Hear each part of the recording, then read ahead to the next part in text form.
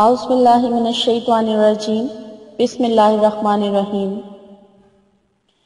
جب حضرت نوح علیہ السلام اپنے امتیوں کو لے کر کشتی میں بیٹھے تو انہیں کشتی میں ایک بوڑھا نظر آیا۔ اسے کوئی پہچانتا بھی نہیں تھا۔ آپ علیہ السلام نے ہر چیز کا جوڑا جوڑا کشتی میں بٹھایا، مگر وہ اکیلا تھا۔ لوگوں نے اسے پکڑ لیا۔ وہ حضرت نوح علیہ السلام سے پوچھنے لگے کہ یہ بوڑھا کون ہے؟ حضرت نوح علیہ السلام نے اس سے پوچھا، بتاؤ تم کون ہو؟ وہ کہنے لگا، جی میں شیطان ہوں۔ آپ نے سن کر فرمایا، تو اتنا چلاک بدماش ہے کہ کشتی میں آ گیا۔ کہنے لگا، جی مجھ سے غلطی ہو گئی، اب آپ مجھے معاف فرما دیں۔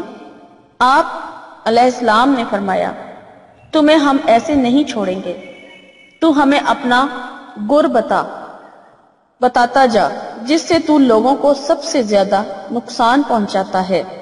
کہنے لگا، جی میں سچ سچ بتاؤں گا، البتہ آپ وعدہ کریں کہ آپ مجھے چھوڑ دیں گے۔ آپ علیہ السلام نے فرمایا، ٹھیک ہے ہم تمہیں چھوڑ دیں گے۔ وہ کہنے لگا، میں دو باتوں سے انسان کو زیادہ نقصان پہنچاتا ہوں، نمبر 1 حسد، نمبر 2 ہرس۔ پھر وہ کہنے لگا کہ حسد ایک ایسی چیز ہے کہ میں خود اس کی وجہ سے برباد ہوا، اور ہرس وہ چیز ہے جس کی وجہ سے حضرت آدم علیہ السلام کو جنت سے زمین پر اتار دیا گیا۔ اس لیے میں انہی دو چیزوں کی وجہ سے انسان کو سب سے زیادہ نقصان پہنچاتا ہوں۔ واقعی یہ دونوں چیزیں ایسی خطرناک بیماریاں ہیں جو تمام بیماریوں کی بنیاد بنتی ہیں۔ آج کی سب لڑائی جھگڑے یا تو حسد کی وجہ سے ہیں یا ہرس کی وجہ سے ہیں۔ حاسد انسان اندر ہی اندر آگ میں جلتا رہتا ہے، وہ کسی کو اچھی حالت میں دیکھ نہیں سکتا۔ دوسرے انسان پر اللہ تعالیٰ کی نعمتیں ہوتی ہیں اور حاسد کے اندر مروڑ پیدا ہوتے رہتے ہیں کہ وہ اچھی حالت میں کیوں ہے۔ بے شک۔ السلام علیکم، کیا حال ہے ویورز آپ لوگوں کے؟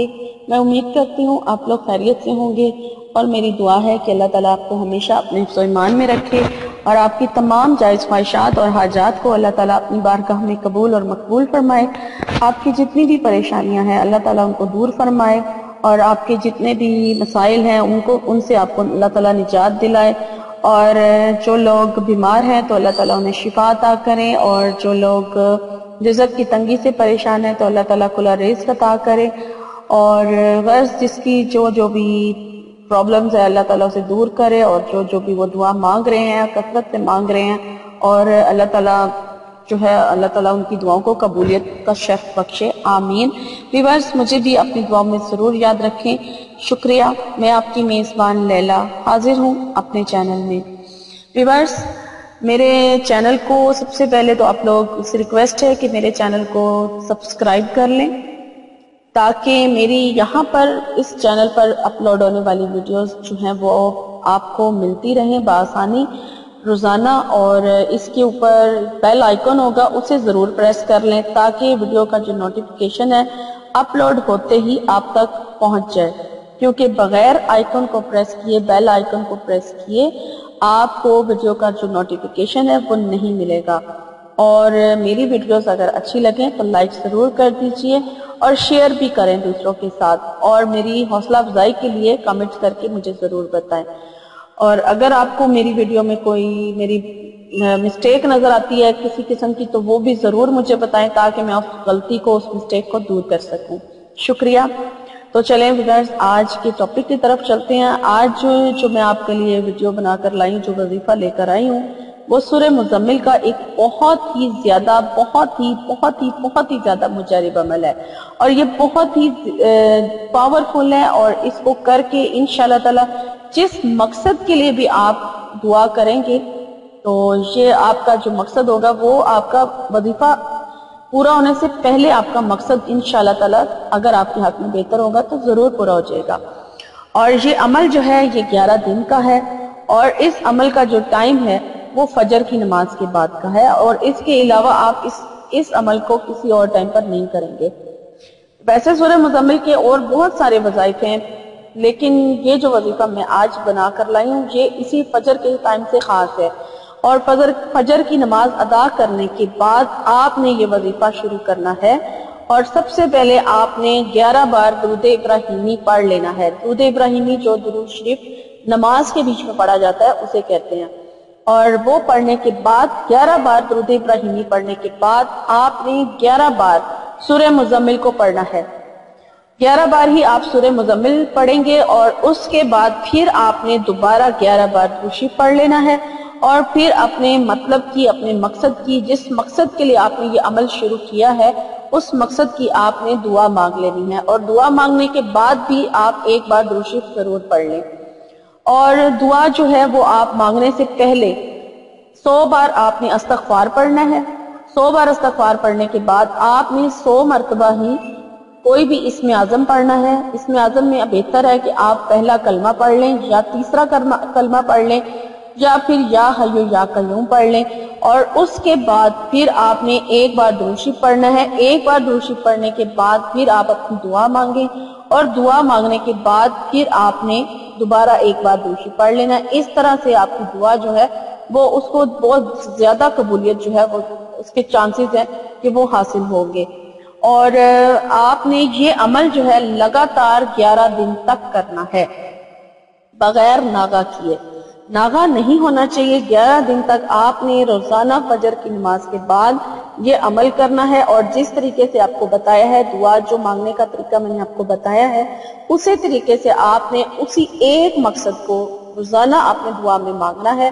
تو انشاءاللہ تعالی جس مقصد کے لیے بھی آپ یہ عمل کریں گے وہ مقصد آپ کا لازمی عمل پورا ہونے سے پہلے، یعنی کہ 11 دن ابھی پورے نہیں ہوں گے، آپ کا مقصد پہلے پورا ہو جائے گا، لیکن مقصد جب آپ کا پورا بھی ہو جائے آپ نے اپنے 11 دن جو ہے وہ نہیں چھوڑنے، آپ نے اپنے 11 دن کا عمل جو ہے وہ پورا کر لینا ہے۔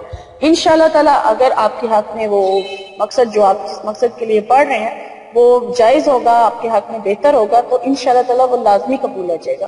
یہ بہت ہی مجرب عمل ہے جو میں نے آج آپ کو بتایا ہے، اور آپ اسے ضرور آزما کر دیکھیں، ضرور کریں، اور انشاءاللہ تعالی قرآنی وظائف ہیں، قرآن سے ہی ہر مدد حاصل ہوتی ہے، تو انشاءاللہ تعالی آپ کو لازمی اس سے فائدہ حاصل ہوگا۔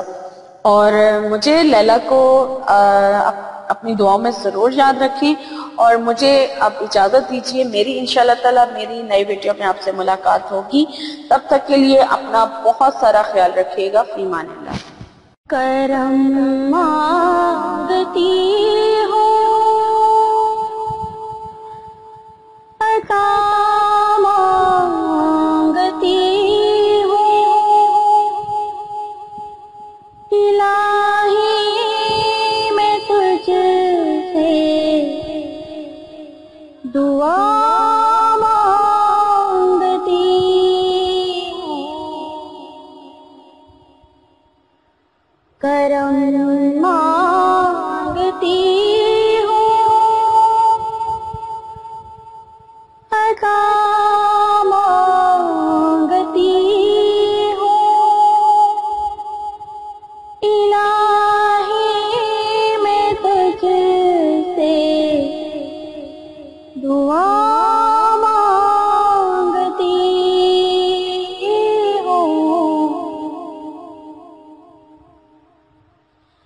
عطا کر تو شان کریمی کا صدقہ،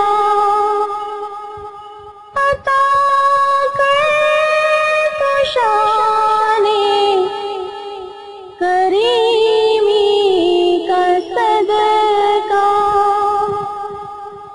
دلا دے الہی رحیمی کا صدقہ، نہ مانگوں گی تجھ سے تو مانگوں گی کس سے، نہ مانگوں گی تجھ سے تو مانگوں گی کس سے، تیری